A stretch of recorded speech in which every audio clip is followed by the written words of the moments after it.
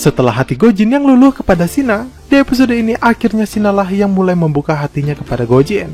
Itu semua karena Gojin yang sangat gigih merebut hati Shina, ditambah Gojin yang sudah mendapatkan lampu hijau dari sang calon mertua yang direspon positif oleh Shina.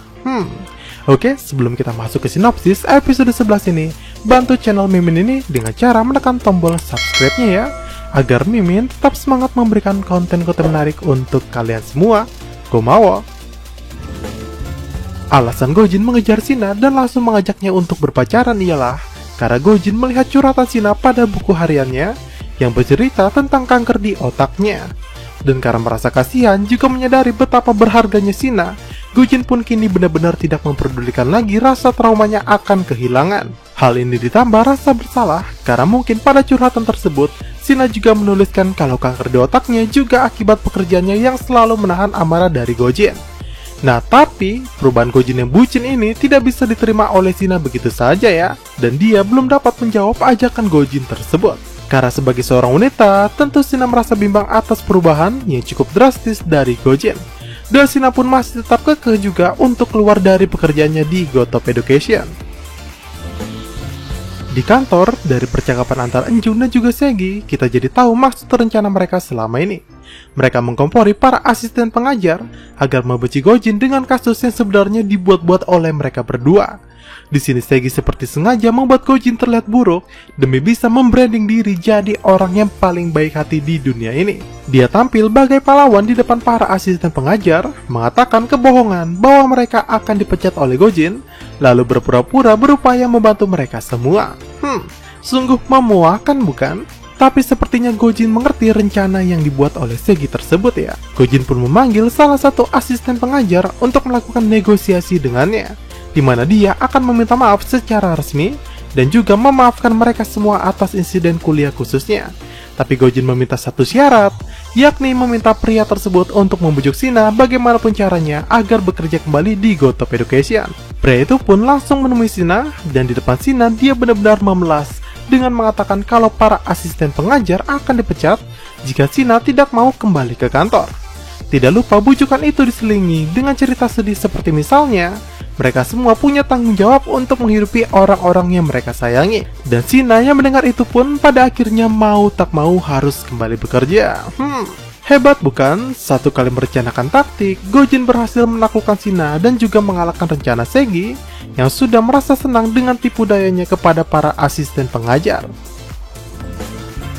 Gojin yang sekarang bucin benar-benar memanjakan Shina. Dari mulai melarang karyawan lain menyuruh Shina, sampai memberikan makanan-makanan spesial untuknya. Dan karena hal tersebutlah para karyawan jadi berpikir macam-macam tentang mereka berdua. Seperti misalnya mengira bahwa saat ini Shina sedang hamil karena Gojin begitu memanjakannya. Para pengajar pun sampai memberikan obat penyubur untuk Shina yang membuat Shina melabrak Gojin agar berhenti melakukan hal-hal aneh untuknya lagi. Scene pun beralih. Ketika Shina pulang ke rumahnya, ia terkejut dan juga marah karena ternyata adiknya malah ada di sana dan berhenti kuliah demi ngebucin dan juga demi mimpinya menjadi seorang artis. Lalu Suho pun diusir, dan Suho yang diusir keluar ini ditemukan oleh Gojin yang mengajaknya kembali untuk pulang. Tapi sayang ketika di rumah, Shina yang marah dan hendak menyiram adiknya malah mengenai Gojin. Terpaksa Gojin pun harus mampir di rumah itu sambil Shina mengeringkan wajahnya di kamar. Tapi tiba-tiba ternyata paman musik dan ayahnya datang dan memergoki mereka berdua yang asik berduaan di kamar. Kedua orang tua itu pun langsung menginterogasi keduanya, mengira anaknya sudah berbuat macam-macam. Gojin dan Shina yang memang tak melakukan apa-apa sibuk membela diri mengklarifikasi, tapi ternyata respon ayah Shina malah sebaliknya, di mana pria tua itu malah meminta Shina agar cepat-cepat memiliki anak. Dan karena ayah Shina sudah setuju dengan Gojin, Gojin pun diminta untuk menghabiskan malam di rumah Shina tersebut. Nah, pada momen-momen ini menjadi awal lulunya hati Shina, apalagi Shina senang karena ayahnya menyukai Gojin. Esok paginya ayah Shina bangun lebih awal. Dia membangunkan Gojin dan mengajaknya untuk makan sup penghilang pegar, sekaligus ingin berbicara empat mata dengannya. Di sini ayah Shina mengatakan dengan gamblang bahwa dia benar-benar menyukai Gojin dan memintanya untuk serius dengan Shina dan menjaga anaknya hingga hari tua. Begitupun dengan Gojin yang secara dewasa berjanji akan membahagiakan Shina dan menjaganya seumur hidupnya. Kemudian scene beralih ke Segi yang mendatangi Suyong untuk memintanya bertemu. Dan seperti biasa, sekali lagi Segi mengkompori Suyong perihal Shina yang dianggapnya berbohong telah menjadi tunangan Gojin. Mereka pun berencana untuk memisahkan keduanya dan Segi memberi masukan kalau bagaimana jika Suyong merekrut Shina menjadi pengajar di perusahaannya. Karena sebenarnya Shina sangat ingin menjadi instruktur pengajar. Hal ini dimaksudkan tidak hanya untuk menjauhkan jarak keduanya, tapi juga menjauhkan hati mereka berdua. Karena pengalaman ditinggal sang nenek akibat penyakit keras, saat ini Gojin tidak ingin kehilangan untuk kedua kalinya. Gojin pun mati-matian mencari cara untuk menyembuhkan Shina dengan membaca banyak buku literasi sampai larut malam. Sedangkan di sisi lain Shina curhat kepada Oki tentang cara mengetahui perasaannya untuk menerima cinta seseorang. Dan Oki menjawab kalau caranya adalah dengan melihat mata orang tersebut.